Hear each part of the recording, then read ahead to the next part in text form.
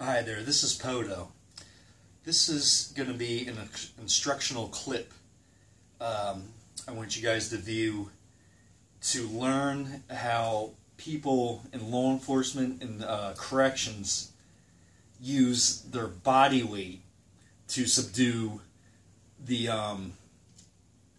person in trouble, or inmate, you know, whoever they have to arrest or whatever.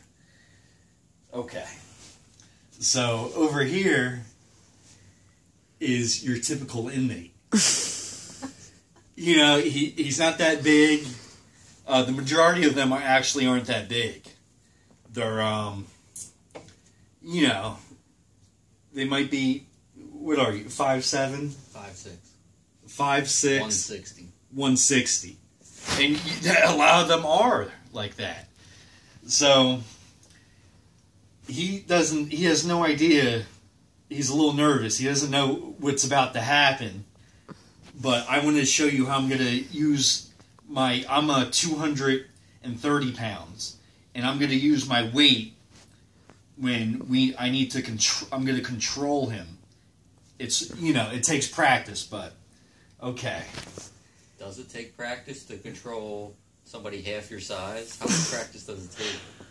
And you have to take... Is taking your shirt off part of the practice, or...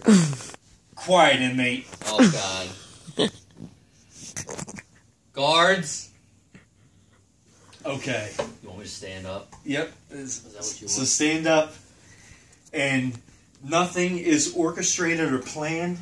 Nope. In a few seconds, I'm gonna subdue him. We have no idea what's gonna happen. I am gonna get subdued. That's what's gonna happen. That's all that's gonna happen. Well, try not to. Okay. And we are Subduing. I'm just a typical inmate. We are live. Tried to shank somebody. What? You're resisting arrest. Stop resisting. Stop resisting.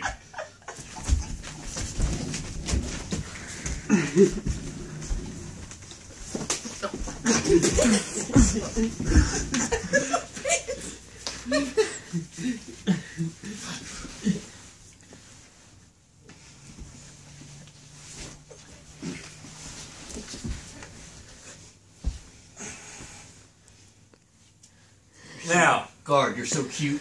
I know, you got his at this pants point, down, his underwear half down. You on top of him look like you raped him. all right. I feel so... We're still live. Oh, I know. So, because you just raped him on camera. This is not an educational video. So at that final point where I stood up, whew, His penis got hard. It was I'm sorry, I'm out of rape. shape. To say the least. It must have been, I would say, around 20 seconds. I mean, it felt like it's gonna feel. It's gonna feel like you were doing it for 10 minutes. I gotta sit down. Video. So that's common. It's gonna that altercation's gonna feel like it was the longest time of your life. In fact, when it was only seconds. But in a correctional facility, there's so many people on standby, and the way it's built, that somebody would respond at that 20-second point that we got to. So I could have subdued him for longer if I had to. Or seduced him. Reduced. No, subdued. Okay. Sure. And but usually I stopped at that point because you'll have backup by then. But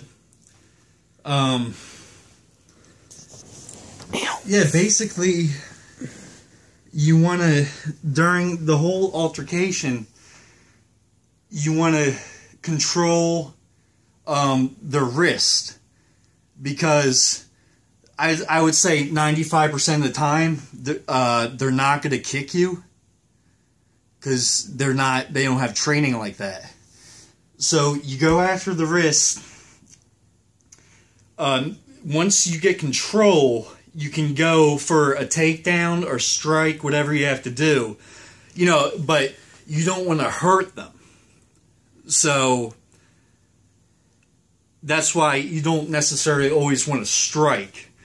And then you want to force them, off their feet, and then use.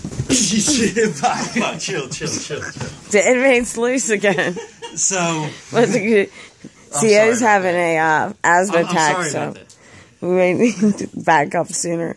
So you want to use your weight and plant it on usually their around their sternum, because that's the best spot to apply weight where they lose their momentum. So once you apply weight on the sternum, and then eventually you want to flatten yourself out to spread your weight over their body, and then they can't be mobile. So, and then also during the whole altercation, always look at his wrists and hands, and make sure that they don't get loose, because they're always going to be attempting to strike you. I mean, most of the time, but that's how you should think. So don't lose track of the wrists and hands. I'm almost done. Relax. No, you're good. And just. Jesus. The wrist and the hand.